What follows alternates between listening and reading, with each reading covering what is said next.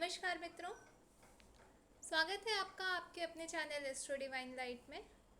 हम एक बार फिर से उपस्थित हैं सिंह लग्न की कुंडली की नई श्रृंखला लेकर आपके समक्ष, जिसमें हमारा आज का विषय रहेगा सिंह लग्न की कुंडली में लग्नेश का द्वादश भाव की स्थिति पर विचार। हमारे सेशन के लिए हम चलेंगे अपने आचार्य श्री ओम प्रकाश देवांगन जी के पास, लेकिन उसके पहले मित्रों हमारा आपसे निवेदन कि हमारे इस सेशन को लाइक और शेयर ज़रूर करें, हमारे इस चैनल को सब्सक्राइब ज़रूर करें ताकि हमारे आने वाले और सेशंस जो हैं वो आप तक पहुंच सकें। चलते हैं हमारे आचार्य जी के पास आज के सेशन के लिए। प्रणाम सर। प्रणाम अपराजिता। नमस्कार दर्शकों, मैं आपका astro friend astro Om Prakash astro divine light channel में आप सभी का बहुत बहुत हार्दिक अभिनंदन है। मित्रों, आज गुरु पूर्णिमा है, तो मैं आप सभी को गुरु पूर्णिमा की बहुत बहुत बधाई आपको देना चाहूंगा। परमात्मा आपकी मनोकामना पूरी करे, आपको स्वास्थ्य लाभ प्रदान करे। गुरु जरूर आपके जीवन में है। माता पिता हमारे प्रथम गुरु होते हैं और निश्चित रूप से उनके आशीर्वाद से और उनकी दी गई नसीहत से हम अपने जीवन में जब हमारे पास कोई मुश्किलें आती है तो उस मुश्किलों से भी हम उबर जाते हैं। वैसा एक हमारा जो मटेरियल गुरु होता है और एक हमारा स्पिरिचुअल गुरु होता है। ये दोनों गुरु का होना बहुत जरूरी है, क्योंकि दुनिया को समझने के लिए हमें मटेरियल गुरु का भी होना जरूरी है और हमें इनर जर्नी करने के लिए, आध्यात्मिक यात्रा करने के लिए हमें एक स्पिरिचुअल गुरु की भी जरूरत पड़ती है, जो अपने ज्ञान के माध्यम से हमें अध्यात्म की वो राह प्रशस्त कराते हैं। तो चलिए मित्रों, एक बार पुनः बहुत बहुत आप सभी का मैं हार्दिक अभिनंदन करता हूं। आज हम सिंह लग्न, एक नया लग्न है, काफी दिनों के इंतजार के बाद आज फिर से हम अपने लग्नों की जो विशेष श्रृंखला है वो आपके सामने प्रस्तुत करने जा रहे हैं। मित्रों, आज हम सिंह लग्न के बारे में बताएंगे। सिंह लग्न में लग्नेश सूर्य का लगन से लेकर के द्वादश भाव में क्या क्या फल कथन हमारे शास्त्रकारों के द्वारा कहे गए हैं। आज उसी श्रृंखला में भाग एक जो वीडियो है, जो लग्न भाव से छठवें भाव तक लग्नेश सूर्य का क्या क्या फल कथन हमारे शास्त्रकारों के द्वारा कहे गए हैं। तो चलिए मित्रों, और विलंब न करते हुए आज के श्रृंखला का हम शुरुआत करते हैं।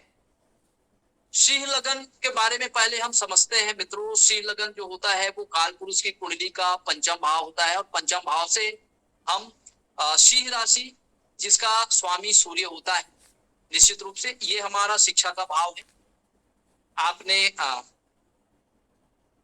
रामायण के बारे में आपने पढ़ा होगा, हमारा महाकाव्य, और उसमें एक जिक्र आता है कि हनुमान जी अपने एजुकेशन को पूरा करने के लिए वो भगवान सूर्य के पास जाते हैं। जी हाँ, क्योंकि आज गुरु पूर्णिमा भी है, तो इस गुरु पूर्णिमा के उपलक्ष्य पे ये बातें तो अनायासी हमारे विचार में इसको शामिल करना ही पड़ेगा, क्योंकि आज गुरु पूर्णिमा है।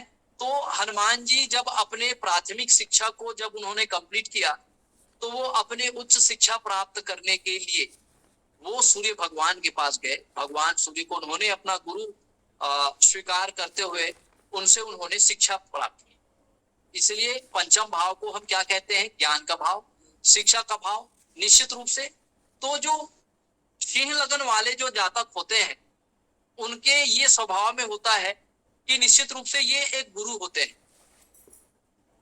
क्यों? क्योंकि काल पुरुष की कुंडली में पंचम भाव को हम ज्ञान का भाव कहते हैं और गुरु के पास क्या होता है? ज्ञान होता है। तो हनुमान जी इसी ज्ञान को प्राप्त करने के लिए सूर्य के पास गए, कुछ समय वहां व्यतीत किए, सूर्य से उन्होंने शिक्षा ली और शिक्षा लेने के बाद फिर से वो अपने मूल स्थान में लौट गए और अपने कर्म में वो कार्यरत हो गए।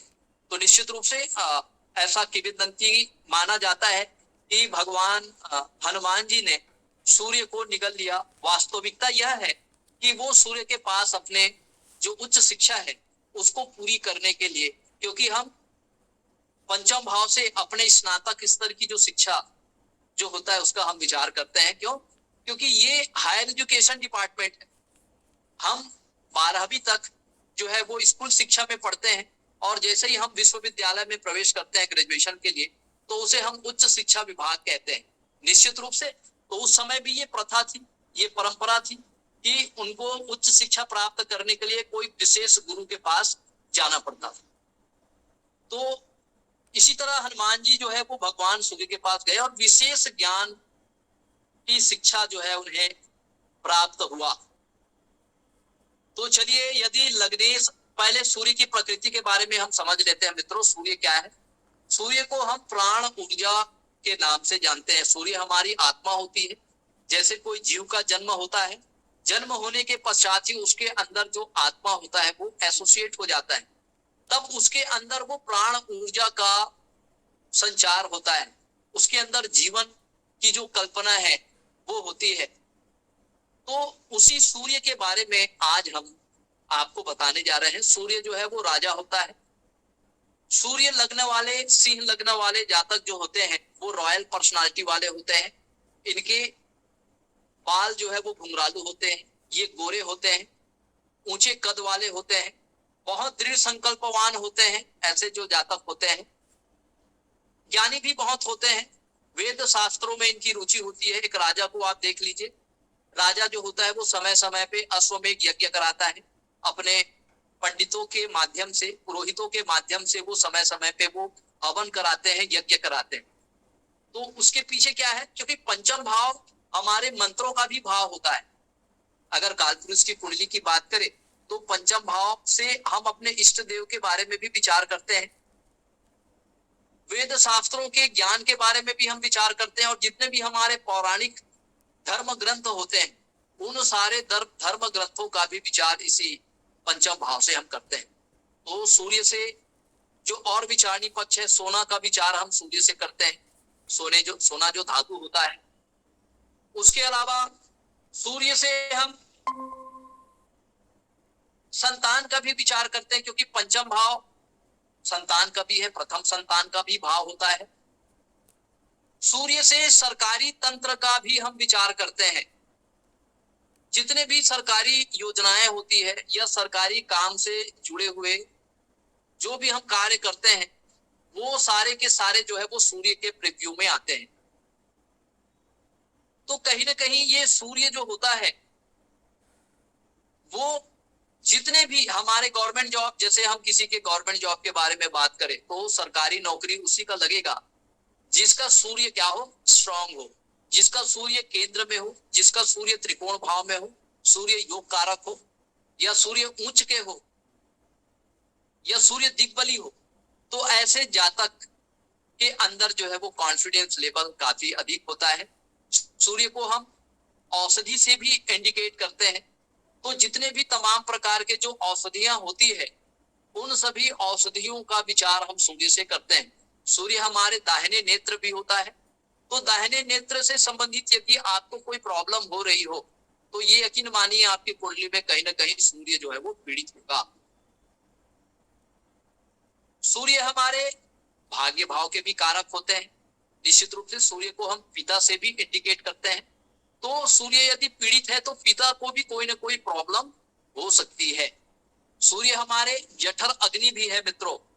जो हमारे पेट के अंदर जो जठर अग्नि होती है वो सूर्य के ही कारण होता है, क्योंकि जिसके अंदर जितना ज्यादा जठर अग्नि होगी, जिसका पाचन जितना ज्यादा दुरुस्त होगा, उस व्यक्ति के अंदर के जो इम्यूनिटी है वो भी क्या है?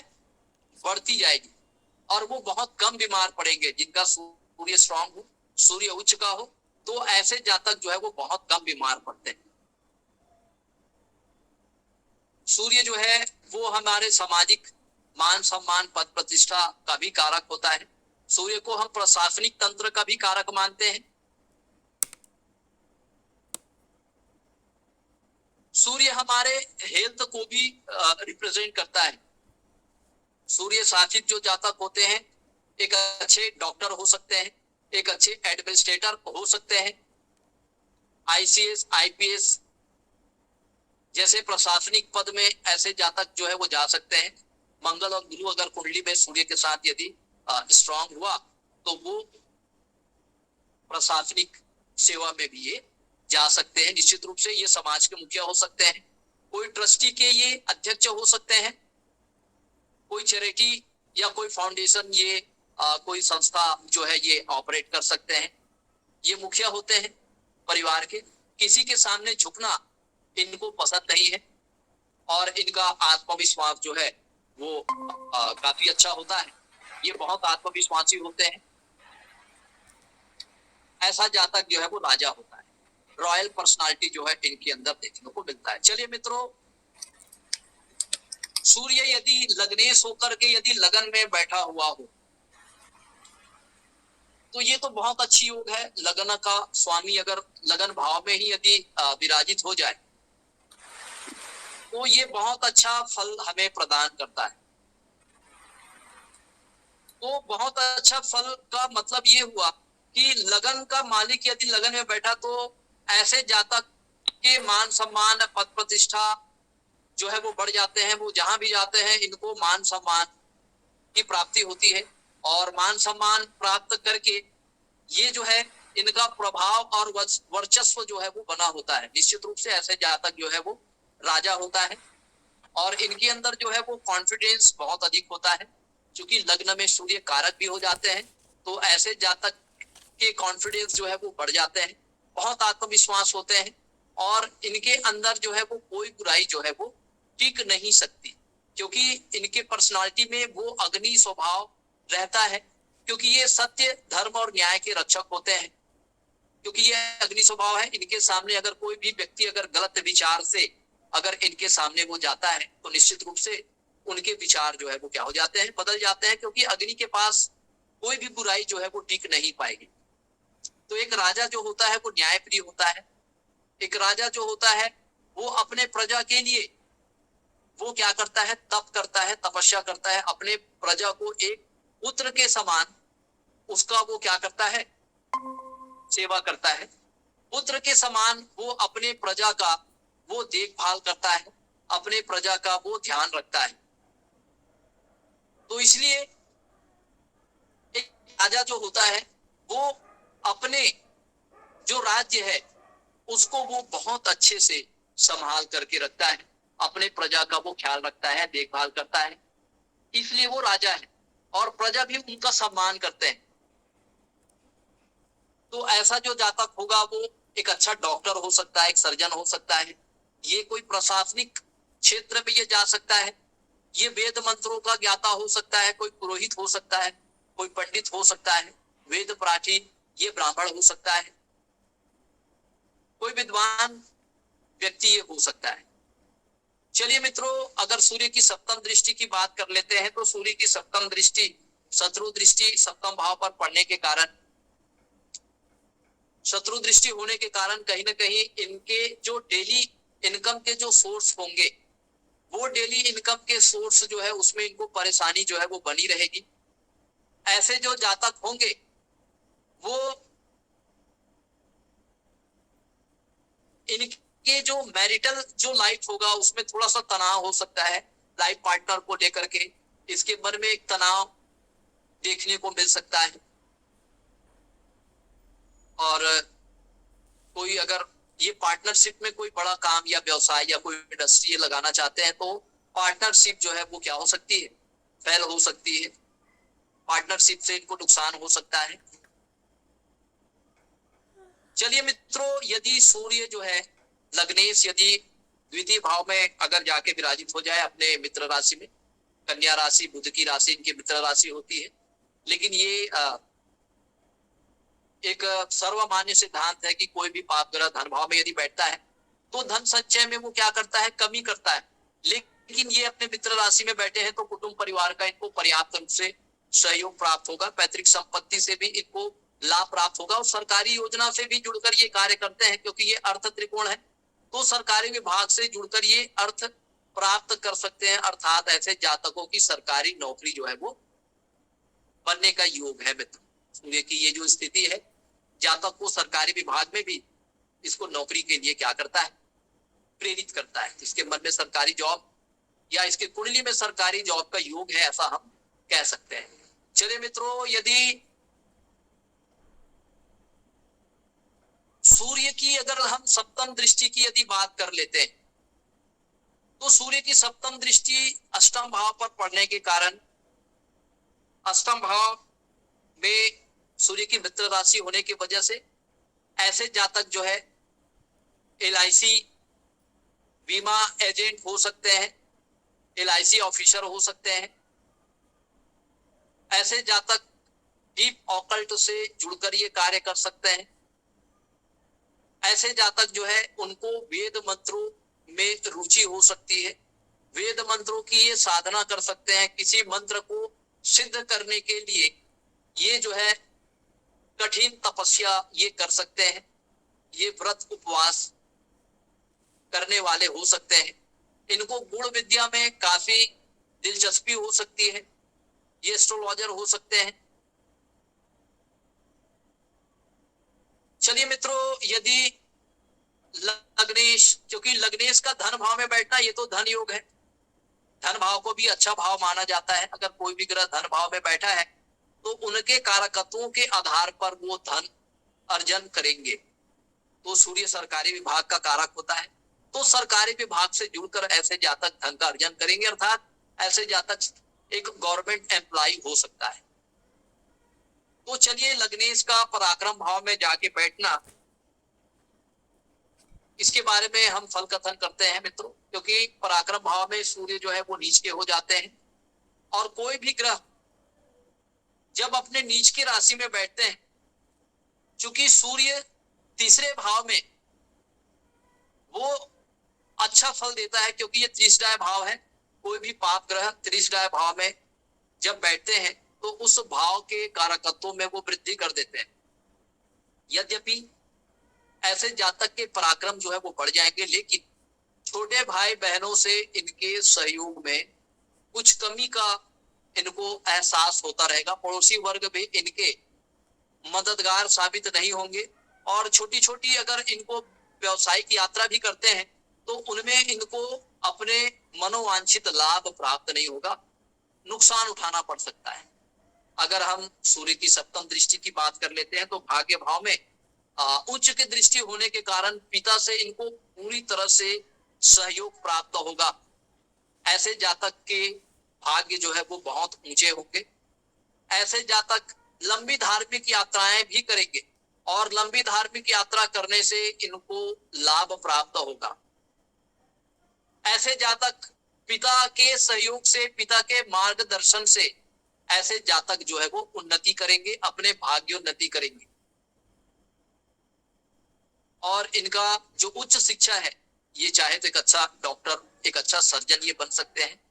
उच्च शिक्षा ग्रहण, उच्च शिक्षा प्राप्त करने में इनको जो है सहूलियत होगी, और ये सफलता भी प्राप्त करेंगे, जिससे इनको मान सम्मान पद प्रतिष्ठा की प्राप्ति होगी। चलिए मित्रों, लग्नेश सूर्य यदि चतुर्थ भाव में जाके बैठ जाए, चतुर्थ भाव मित्र राशि है मित्रों, वृश्चिक राशि मंगल की राशि है, सूर्य की मित्र राशि है। तो ऐसे जातक कोई सरकारी हाउसिंग बोर्ड है, लोक निर्माण विभाग से जुड़कर ये कार्य कर सकते हैं, सरकारी आवास से जुड़कर ये कार्य कर सकते हैं, भूमि भवन वाहन का जो खरीदी बिक्री से जुड़कर, गवर्नमेंट टेंडर से भी जुड़कर ये कार्य कर सकते हैं। तो सरकारी योजना से जुड़कर ये धन लाभ प्राप्त कर सकते हैं। माता से भी इनका संबंध काफी मधुर रहेगा, और ये खुद के मेहनत से ये अपनी संपत्ति जो है वो बनाएंगे, पैतृक संपत्ति बनाएंगे, और अपने मेहनत से एक बंगला या एक मकान ये जरूर बनाएंगे। ऐसे जातक कोई सरकारी कॉन्ट्रैक्टर हो सकता है, कोई सरकारी जॉब में भी हो सकता है, क्योंकि सूर्य मित्र राशि में है, या भूमि भवन की खरीदी बिक्री से भी जुड़े हुए कार्य यदि करे, सरकारी योजना से भी जुड़कर ये धन अर्जित कर सकते हैं। चलिए मित्रों, यदि हम सूर्य की दशम दृष्टि की बात कर लेते हैं, तो दशम भाव पर सूर्य की दृष्टि होने के कारण, शत्रु दृष्टि होने के कारण, ऐसे जातक को अपने व्यवसाय को ऊंचा उठाने के लिए इनको बहुत मेहनत करना पड़ सकता है। ऐसे जातक निश्चित रूप से एक सरकारी एम्प्लॉय हो सकता है। ऐसे जातक सरकारी योजनाओं से भी जुड़े हुए कार्य करे तो इनको लाभ प्राप्त होगा। चूंकि सूर्य की दृष्टि है, सप्तम दृष्टि व्यवसाय वाले भाव है और सूर्य यहाँ पर दिग्बली भी हो जाते हैं, तो निश्चित रूप से जातक जो है वो एक सरकारी कर्मचारी हो सकता है, कोई सरकारी विभाग में उच्च पद में भी ये जातक जो है वो जा सकता है। जातक एक डॉक्टर हो सकता है क्योंकि ये शुक्र के राशि में है। तो शुक्र के राशि में होने के कारण ऐसे जातक जो है अगर वो डॉक्टरी पेशा से जुड़े होते हैं तो एक गायकोनोलॉजिस्ट जो है वो जरूर होते हैं। कोई समाज के मुखिया हो सकते हैं, ऐसे जातक कोई ट्रस्टी के अध्यक्ष हो सकते हैं और इनको अपने प्रोफेशन को अच्छा करने के लिए इनको काफी स्ट्रगल भी करना पड़ सकता है, कंपटीशन भी इनको फेस करना पड़ सकता है। लेकिन जातक पूरे आत्मविश्वास के साथ पूरे डिवोटेड होकर यदि ये मेहनत करते हैं तो निश्चित रूप से जातक को सफलता प्राप्त होती है। चलिए मित्रों, लग्नेश यदि पंचम भाव में जाके विराजित हो जाए अपने मित्र राशि में तो ऐसे जातक का जो एजुकेशन होगा वो बहुत अच्छा होगा, एक अच्छा स्कॉलर होगा।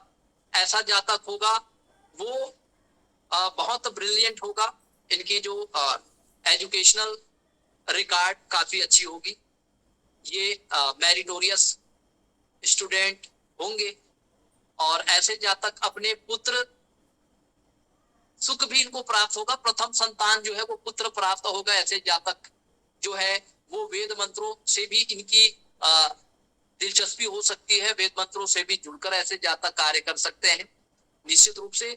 और अपने इष्ट देव के प्रति इनके जीवन में या इनके मन में बहुत ज्यादा सम्मान का भाव रहेगा और इष्ट देव की कृपा इनके ऊपर बनी रहेगी। मित्रों, अगर हम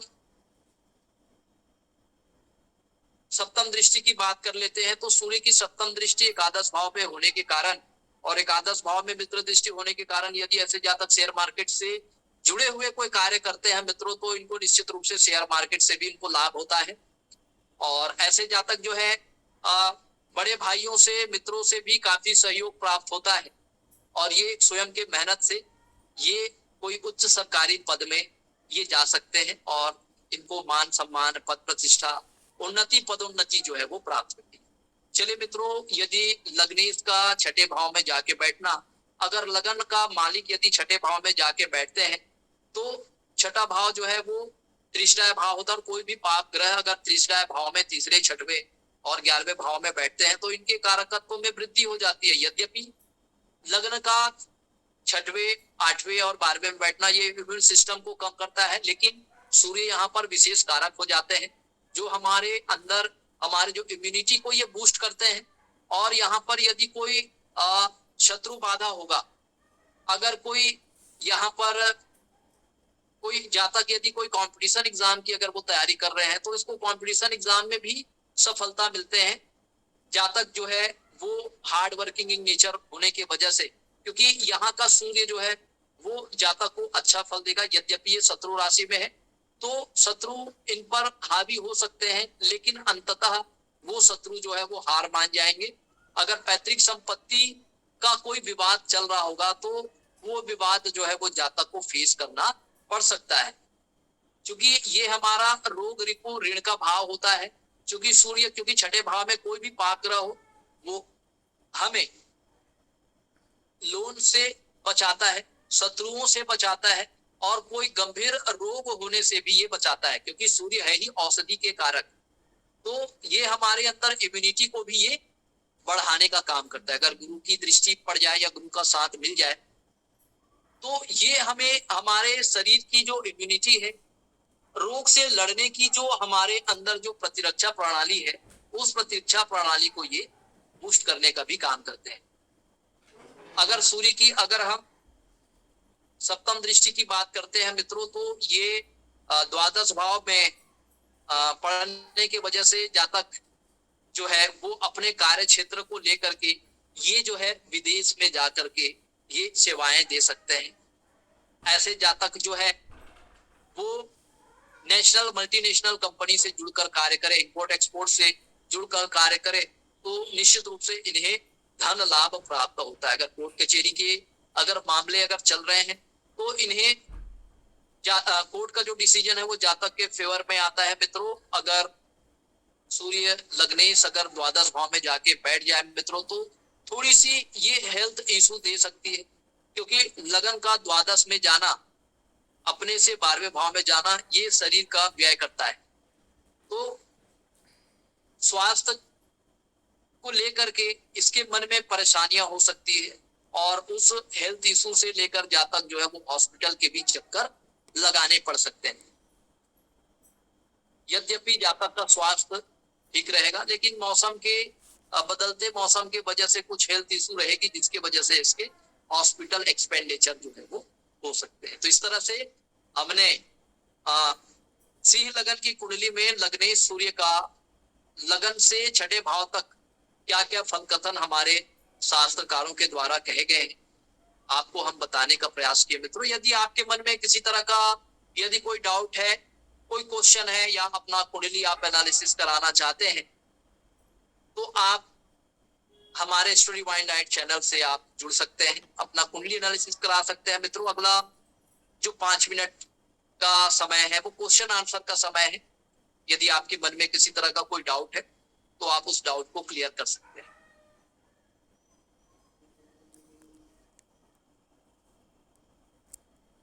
इंदु मैम, कोई क्वेश्चन है आपका? No ma'am. Bhavna ma'am? No ma'am, कोई क्वेश्चन नहीं है। संध्या मैम, आपका कोई क्वेश्चन है? नो, कोई क्वेश्चन। तो सर, मेरे ख्याल से अब सेशन रैप अप करते हैं। मित्रों, हमारा स्टोरी वाइन लाइट चैनल एक प्लेटफॉर्म है जिसमें बड़ी सहजता से जुड़कर हम अपने प्रॉब्लम को शेयर कर सकते हैं। कोई भी डाउट, अगर कोई भी जिज्ञासा यदि हमारे मन में है, और उस जिज्ञासा का यदि आप समाधान चाहते हैं, तो आप हमारे चैनल से कनेक्ट हो सकते हैं। मित्रों, क्योंकि हमारा ये प्रयास है कि ये हमारा स्टोरी वाइन लाइट चैनल जो है हर घर घर तक पहुंचे, और जो अज्ञानता का अंधकार से लोग जी रहे हैं, उस अंधकार को हम दूर कर पाए अपने इस प्रयास से। तो इस नींव के पत्थर हम सबको बनना होगा। ये जो महायज्ञ है, इस महायज्ञ में हमें भी अपनी आहुतियां जो है वो देनी है, और जो भी हमारे परिवार में, हमारे मित्र मंडली में, हमारे कलीग्स में, इस चैनल को भी हमें ज्यादा से ज्यादा लोगों तक शेयर करना है, और उनको ये ज्ञान का जो मंच है उसके बारे में ज्ञान प्रदान करना है, ताकि लोग बड़े ही सहजता से अपनी समस्या जो है वो हमारे स्टोरी वाइन लाइट चैनल के माध्यम से उसका वो समाधान प्राप्त करे। मित्रों, आपने बड़े ही धैर्य के साथ, बड़े ही सहनशीलता के साथ हमारे सेशन को आपने सुना, आपको इसके लिए बहुत बहुत साधुवाद। और मैं जैसे हर समय आप लोग को कहता हूँ कि हम सभी की एक नैतिक जिम्मेवारी है कि इस ज्ञान को अगर हम अपने कलीग्स के बीच में, अपने परिवार फैमिली के बीच में, अगर एक व्यक्ति को भी हम इस चैनल से जोड़ पाने में अगर सफल हो जाते हैं मित्रों, तो निश्चित रूप से ये बहुत बड़ी उपलब्धि होगी। अगर हमारे वीडियो को देखकर, हमारे सेशन को देखकर अगर एक भी व्यक्ति का अगर हृदय परिवर्तन होता है, उसे शास्त्रों पर रुचि होती है, परमात्मा के प्रति उसके मन में विश्वास पैदा होता है, तो हमारा ये प्रयास सफल है। मित्रों, परमात्मा आपको स्वस्थ रखे, आनंद प्रदान करे, आपको दीर्घायु प्रदान करे, आपकी मनोकामना पूर्ण करे। एक बार पुनः गुरु पूर्णिमा की आप सभी को बहुत बहुत हार्दिक शुभकामनाएं। इसी शुभ और मंगल कामनाओं के साथ अब आपके स्टो फ्रेंड को आप इजाजत दीजिए। मित्रों, फिर से हम नए टॉपिक के साथ, नए एनर्जी, नए उत्साह के साथ आपके बीच पुनः उपस्थित होंगे। तब तक के लिए इजाजत दीजिए, अपना ख्याल रखिए। नमस्कार, प्रणाम। प्रणाम सर। प्रणाम सर।